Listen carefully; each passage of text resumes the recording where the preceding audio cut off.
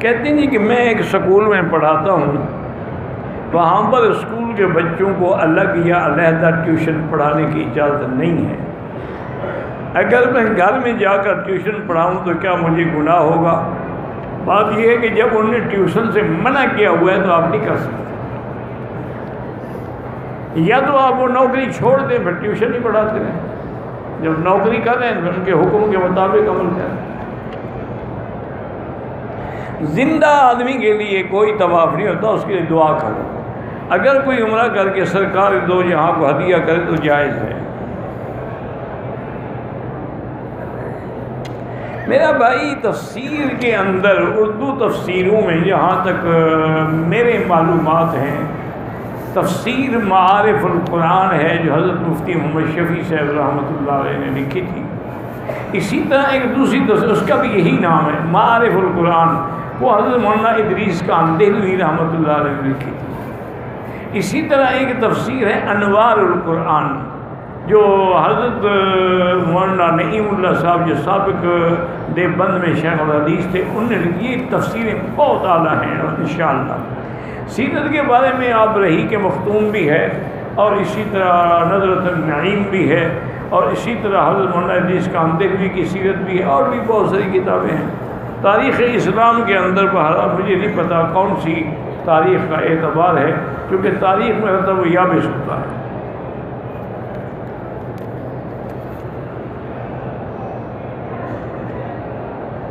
میں نے عمرے کے سارے احکامات مکمل کر دیے، پھر میں نے غسل نہیں کیا۔ اس کے بعد غسل کرنا ضروری نہیں کہ غسل نہیں کیا تو کیا ہو گیا ہے؟ غسل تو پہلے ہی سنت ہے، یہ تھوڑا ہے کہ عمرے کر کے بھی غسل کریں، کوئی کرے کرے نہ کرے نہ کرے۔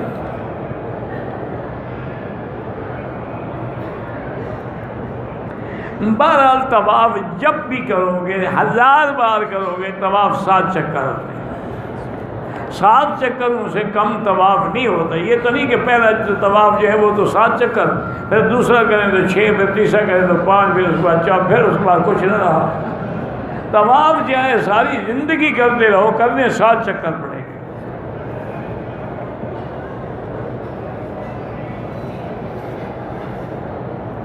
بیٹا میرا پیدا ہوا ہے، نام رکھنا ہے، تاریخ پیدائش سے تو مجھے کوئی تعلق نہیں۔ صحابہ کے نام میں سے کسی نام پر کوئی نام رکھ لو، سیدنا ابوبکر، سیدنا عمر، سیدنا عثمان، سیدنا علی، حسنین کریمین، کوئی نام رکھ لو۔ باقی یہ جو تاریخیں جوڑ کے اعداد کا حساب کر کے رکھتے ہیں یہ غلط ہے۔ یہ تو نجومیوں کی عادت ہے کہ تاریخ ملاتے ہیں کہ کب پیدا ہوا، تاریخ کون سی تھی، اور اس تاریخ کا تعلق کس برج سے تھا، اب کون سا نام اس کے موافق آئے گا۔ یہ سب جھوٹی باتیں ہیں۔ یہ تو اب تمہارے ہاں یہ رواج نکلے ہیں نا، حضور کے زمانے میں تو کسی نے حساب نہیں کرایا کہ میرا بیٹا کس تاریخ کو پیدا ہوا ہے۔ طواف عمرہ مردے کی طرف سے ہوتا ہے، زندہ کی طرف سے نہیں ہوتا۔ حضرت مولانا حسن جان بہت بڑے عالم تھے، اللہ ان کو درجات بلند کرے، وہ شہید، میں نے ان کے ساتھ نہیں پڑھا ہے لیکن بہت بڑے عالم تھے۔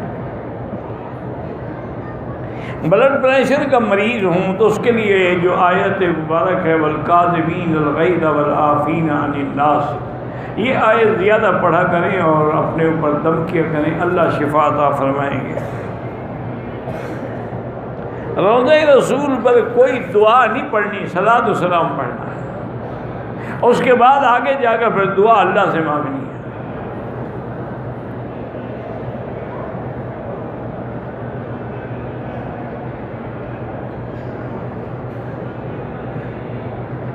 میں یورپ میں رہتا ہوں، میرا کمپنی کا مالک کہتا ہے کہ روزانہ شیو کر کے آیا کرو، وہ مجھے داڑھی نہیں رکھنے دیتا، کوشش کرو کوئی اور چیز جگہ ڈھونڈو۔ یہ تھوڑا ہے کہ ہم اللہ کے رسول کا حکم چھوڑ دیں اور کمپنی کے مالک کا نام مانیں۔ تم جب اللہ کے رسول کے لیے ضد کر جاؤ گے نا، اللہ اور راستے کھول دے۔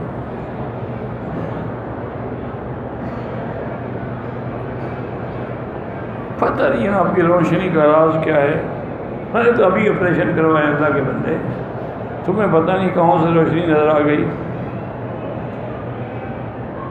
اگر مرد اکیلا ہو کسی محرم عورت سے سر منڈوا سکتا ہے. بھئی محرم عورت اس لیے نہیں ہوتی کہ تمہارے سر پہ اس طرح پھیرے. کسی دوست جا کے سر پھیرے. تم عورتوں سے ہی حجامت ہونا چاہتے ہو؟ وہ تو ویسے ہی حجامت بناتی رہتی ہیں. ناجائز ہے محرم ہو یا غیر محرم. محرم کا معنی یہ تھوڑا ہے کہ وہ تمہیں ہاتھ لگائے اور تم اس کو ہاتھ لگاؤ. امام کعبہ نے کوئی خواب دیکھا نہیں دیکھا مجھے پتہ نہیں ہے.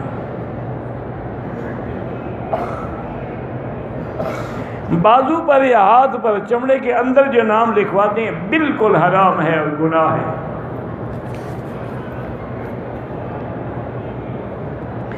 میں نے طواف کیے کنفیوژن میں پڑ گیا کہ 6 ہے یا 7 ہے.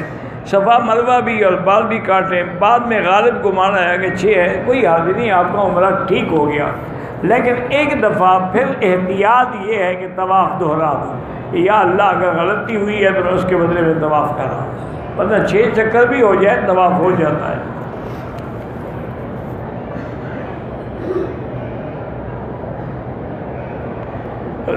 مدینے سے اگر آپ آئی ہیں اور راستے میں آپ کو حیض آ گیا اور آپ نیت کر کے آئی ہیں تو اب آپ ہوٹل میں بیٹھی رہیں. جب آپ کی عادت پوری ہو جائے اور تسلی ہو جائے کہ آپ پاک ہو گئی ہیں تو پھر غسل کریں، پھر عمرہ کر لیں. اور اگر تسلی نہیں ہوتی اور تاریخ قریب ہے تو تاریخ آگے بڑھا لیں، لیکن عمرے کیے بغیر نہ جائیں، ورنہ عمرے کے لیے دوبارہ آنا پڑے گا اور دم بھی دینی پڑے گی.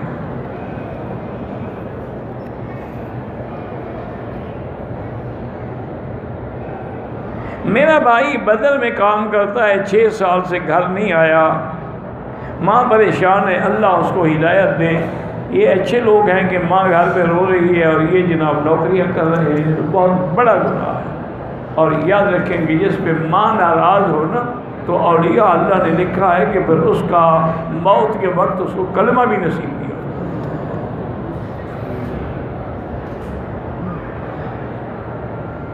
میں اپنے بچوں کو نماز کے لیے کہتا ہوں اور وہ میرا کہنا نہیں مانتے. کھانا کھانے کا کہنا مانتے ہیں، سکول جانے کا کہنا مانتے ہیں، یونیفارم پہننے کا یہ نہیں مانتے. یہ تمہاری نیت گڑبڑ ہے. تم صحیح ہوگے تو وہ بھی کہنا مانیں گے.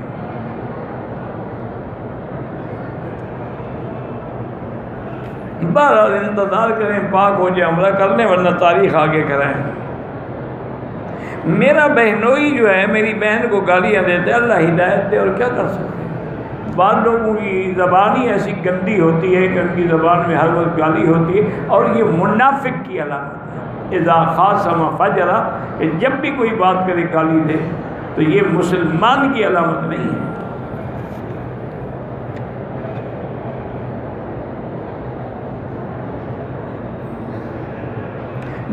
ہفتے والے دن کریں یا ہر نماز کے بعد قضا نمازیں جو ہے وہ پڑھتے رہیں.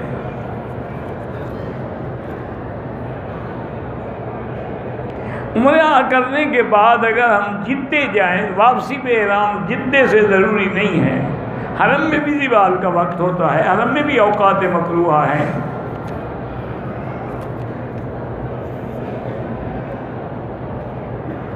حرم کے باہر جو صدقہ ہے اگر امیر آدمی ہے تو نہ کھایا کریں.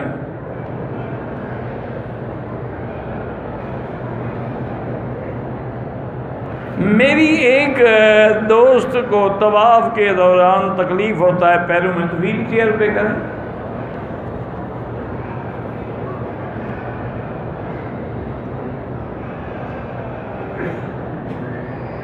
اگر ایک طواف کیا پھر رک گیا پھر طواف نہیں کیا، یہ 3 سے 4 گھنٹے کے بعد طواف میرا اول سے، بھائی 3 چکر کیا، 3 طواف تو نے نہیں کیے نا، دوبارہ کرو مکمل ابتدا سے. سابقہ نمازوں کی قضا یہی ہے، سب سے پہلے توبہ کریں کہ یا اللہ جو نمازیں چھوٹی ہیں ہمارے گناہ معاف فرما، اور اس کے بعد ہر نماز کے بعد کوشش کر کے 1-1 2-2 نمازیں پڑھ لیا کریں. نفل وغیرہ نہ پڑھیں، قضا پڑھتے ہیں. میرا ماموں جو ہے 15 سال سے میری خالہ سے ناراض ہے. وہ کہتا ہے کہ میں نے خانہ کعبہ کے قسم کھائی تھی کہ بول چال نہیں رکھنا، ایسی قسم کا توڑنا ضروری ہے، کفارہ ادا کرے اور توڑ دے، ورنہ قیامت میں قطع رحمی میں وہ پکڑا جائے گا۔ یہ کیا قسم کھائی ہے؟ بڑی قسم وفا کر رہے ہو۔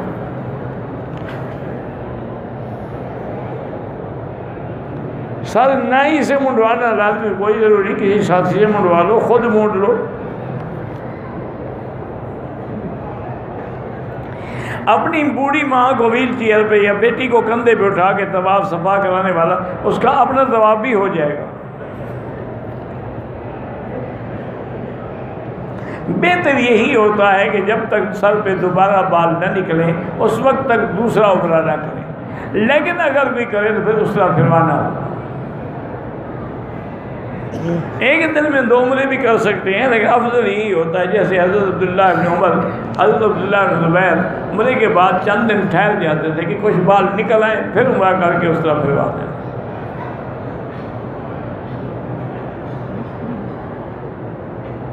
ہمارے شہر کے کچھ لوگ ہیں عورتوں کو عمرے کے لیے لاتے ہیں، ان عورتوں کے ساتھ محرم نہیں ہوتا، دونوں گناہ گار ہیں، اور کسی عورت کو بغیر محرم کے سفر نہیں کرنا چاہیے، حرام ہے۔ جتنے عمرے کا ثواب ہے اس سے زیادہ تو گناہ ہے۔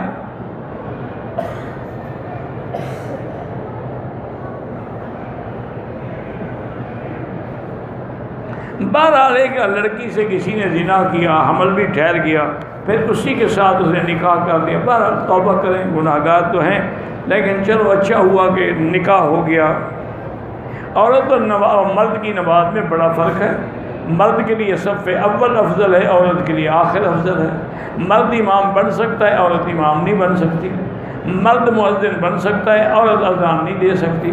اسی طرح سجدے میں بھی عورت کے لیے افضل یہ ہے کہ دونوں ٹانگیں ایک طرف نکال کے زمین سے زیادہ قریب ہو جائے تاکہ سطر زیادہ قائم رہے۔ کہتے جی مجھے اکثر عورتوں نے کہا تھا کہ کبوتروں سے دانے چن کے بے اولاد لوگوں کو دیے جائیں تو عمل اولاد کے لیے ہوتا ہے۔ بہرحال ہمیں تو آج تک یہ سمجھ نہیں آیا کہ جن عورتوں کو اپنے خامن سے عمل نہیں ہوا کبوتر سے ہو جائے گا۔ کچھ خدا کا خوف کرو۔ اچھا وہ دانے بھی خود لاتے ہیں، بس ڈال کے پھر بیٹھے ہیں چن رہے ہیں، تو جب لائے ہو تو تمہارے پاس تھے، چن لیتے ہوئے یہاں ڈال کے چننے کا کیا مطلب ہے؟ اور اگر کبوتروں کے لیے تو ان کو کھانے سے پھر تم کیوں چنتے ہو؟ بس ایک عادت ہے، پڑ گئی ہے۔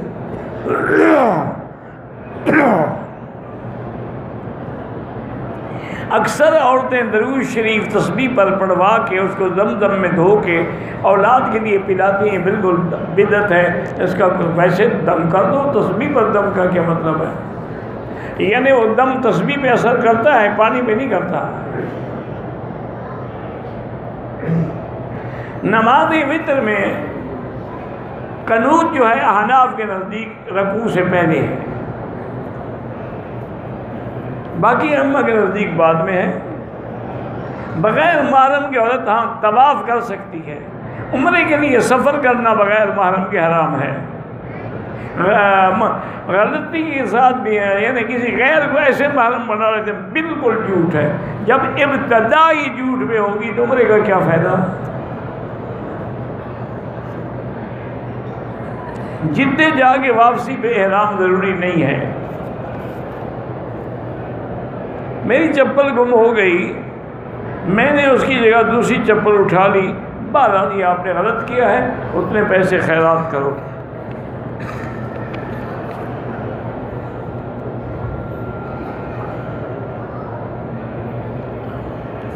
جی وہ میں نے پہلے بتایا ہے، یہاں سورۃ کینسر کے لیے سورۃ والنجم کی آخری آیت 1001 دفعہ پڑھنی ہے۔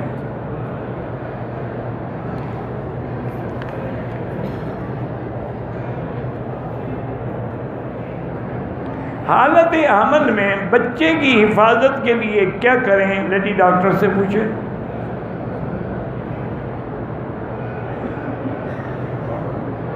ڈلیوری آسان ہو اس کے لیے کیا کریں؟ وہ بھی لیڈی ڈاکٹر سے پوچھیں۔ یہ ان کا کام ہے کہ مولوی کا کام ہے؟ کیا کرے آدمی؟ میں والد صاحب کی بیعت کر سکتا ہوں؟ آج ہی کر سکتے ہیں۔ ویسے والد کا مرتبہ تو ویسے بھی پیر سے زیادہ ہے۔ وہ تو تمہارا حقیقی باپ ہے۔ ایک عورت مکے میں تھی، 5 دن خون عادت کے مطابق آیا، پھر اس نے طائف سے احرام باندھ کے عمرہ کیا، 8ویں دن پھر خون آیا اور 1 دن بعد مدینہ چلی گئی۔ بہرحال اگر اس کے دن مکمل ہو گئے تھے، یاد رکھیں اس کی عادت ہی 5 دن تھی، پھر تسلی کر لی، خون بند ہو گیا، تو اب اگر اس نے غسل کر کے عمرہ کیا ہے تو انشاءاللہ کوئی جرمانہ نہیں۔ لیکن اگر اس کے دن باقی تھے، ویسے خون رک گیا، خون تو 2 دن کے بعد بھی رک سکتا ہے۔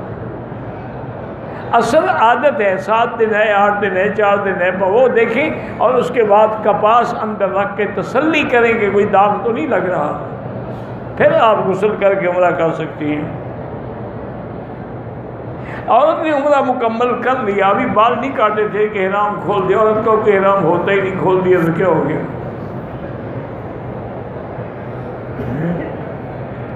حجر اسود کا بوسہ دینا سنت ہے، لیکن عورتوں کو دھکے دینا یا ان کو ہاتھ لگا کے بوسے دینا حرام ہے، اس لیے دور سے اشارہ کر لیں۔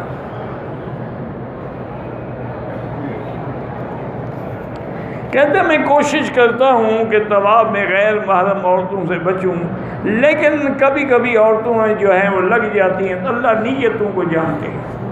آپ بچنے کی کوشش کریں، اپنی نظر نیچے رکھیں، اور اگر کوئی عورت قریب آئے تو فوراً پڑھیں لا حول ولا قوت الا باللہ العلی العظیم۔ اور دوسرا یہ بھی تصور کریں کہ جتنے لوگ عمرے پہ آئے ہیں مرد ہیں یا یہ اللہ کے مہمان ہیں، تو اللہ کے مہمانوں کو چھیڑنا جو ہے بہت بڑی بری بات ہے۔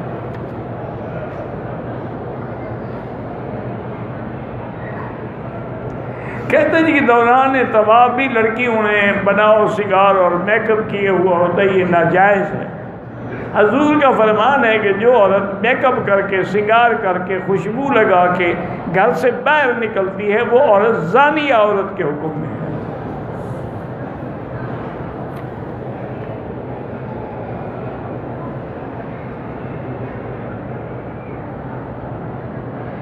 کہتے کہ ہم غار ثور پہ گئے تھے تو وہاں ایک آدمی نے قصہ سنایا کہ یہاں ایک غار میں ایک سانپ تھا، وہ حضور کی زیارت کے لیے مصر سے آیا تھا۔ یہ کیسے سانپ نے بتایا کہ میں مصر سے آیا ہوں؟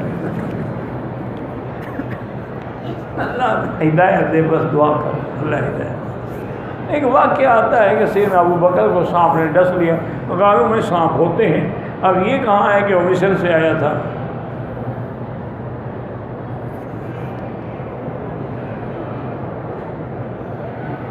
کہتے کہ تقریروں کی، علماء کے بیان کی ویڈیو، ہاں یہ کوئی حل نہیں، اس سے دین پھیلنے کا ایک ذریعہ ہے، کیونکہ وہاں تک آواز پہنچ جاتی ہے جہاں تک نہیں پہنچ سکتی۔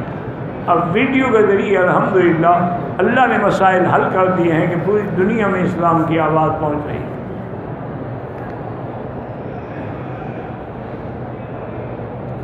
آج کل لوگ جو ہے وہ دونوں ہاتھوں کی انگلیوں میں انگوٹھیاں، دونوں ہاتھوں میں انگوٹھیاں پہننا تو شیعہ کا کام ہے، ایک انگلی میں انگوٹھی پہننا سنت ہے۔ زندہ کے لیے کوئی عمرہ نہیں ہے، یہاں رہتے ہوئے جتنے دن ہمیں ملیں عمرے سے طواف زیادہ افضل، یعنی جتنی دن تم عمرے میں گزارتے، مثلا 4 گھنٹے لگتے ہیں، 4 گھنٹے طواف کرتے رہو، یہ زیادہ ثواب ہے۔ عمرہ کرنے کے بعد اپنے سر پہ اس طرح خود پھیر سکتے ہیں، پھیر سکتے ہیں۔ اگر کسی نے احرام باندھا ہوا ہے اور سو گیا، احتلام ہو گیا، غسل کر لے، کپڑا دھو لے، بس اس کے عمرے میں کوئی نقص نہیں۔ جو لوگ فوت ہو گئے ہیں ان کے لیے احناف کے نزدیک یہ ہے کہ اگر تمہاری اندر اللہ نے ہمت دی ہے تو جتنی نمازیں چھوٹی ہیں ان کا فدیہ ادا کرتے ہیں۔ ایک نماز کے تقریباً 2 سیر گندم، تو 6 نمازیں بنیں گی ایک دن کی، 5 نمازیں اور ایک وتر، کیونکہ وتر واجب ہے، اس حساب سے دے دیں۔ نہیں ہے توفیق تو ان کی مغفرت کے لیے دعا مانگیں۔ مقام ابراہیم اور کعبہ کے درمیان افضل یہی ہے، جتنی کعبے کے ساتھ رہو گے اتنا زیادہ ثواب ہے۔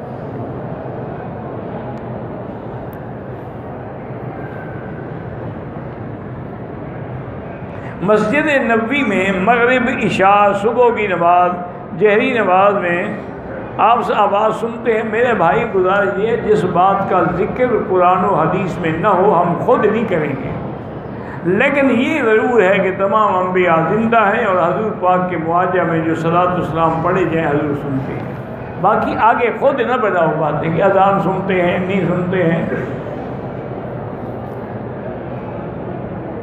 اگر عمرے کے دوران کسی آدمی کی داڑھی کا بال ٹوٹ گیا کچھ بھی نہیں ہوتا۔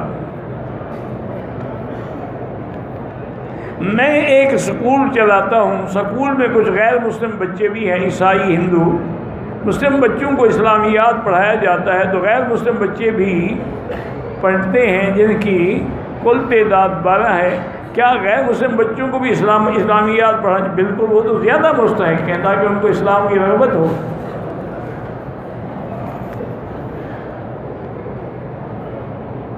میں مکہ میں رہنے والا ہوں، لیکن اگر مدینہ شریف جو واپسی پہ عمرہ ضروری ہے، جو کہ مدینہ منورہ میقات ہے، اور حضور پاک کبھی میقات کے باہر سے بغیر احرام کے نہیں تشریف لائے۔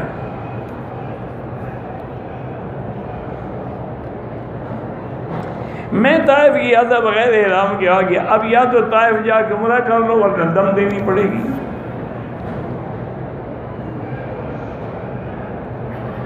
حضرت جو حرم میں زمزم والے پاکستانی ان کو صدقہ بالکل دے سکتے ہیں، یہ تو زیادہ مستحق ہیں، کسی سے سوال بھی نہیں کرتے اور اللہ کے گھر میں نوکری کر رہے ہیں، صفائی اور خدمات اور زمزم۔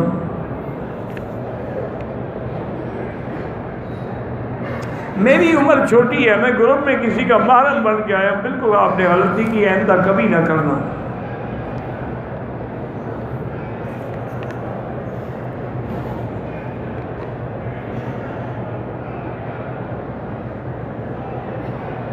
میں نے عمرے کے بعد صفا کرنے کے بعد حلق کے لیے جا رہا تھا، راستے میں حمام چلا گیا، حمام میں شیمپو سے ہاتھ دھو لیے، 2-4 ریال صدقہ کر دیں۔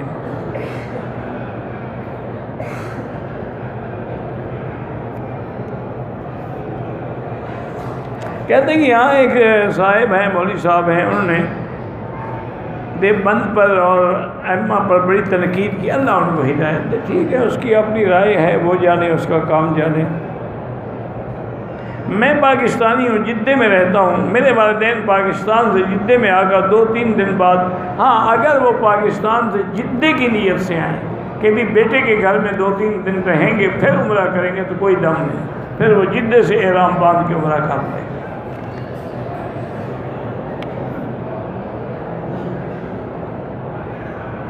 زیارتوں کا ارادہ ہونا، گائیڈ کی طرف سے نعرے لگاتے ہیں، نعرہ حیدری یا علی، ہے تو شرک ہے، ایسے گائیڈ کے ساتھ نہ جائیں۔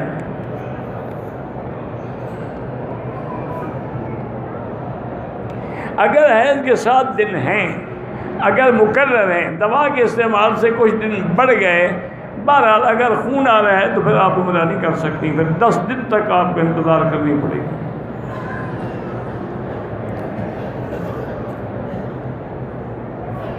منشا پتہ نہیں کیا ہے، نام رکھ لیں، کوئی بات نہیں، کوئی حرج نہیں۔ اللہم صلی علی سیدنا محمد وعلی آل سیدنا محمد کما صلیت علی ابراہیم وعلی آل ابراہیم فی العالمین انک حمید مجید۔ اللہم انی اشہد بانک انت اللہ لا الہ الا انت الاحد الصمد الفرد الذی لم یلد ولم یولد ولم یکن لہ کفوا احد۔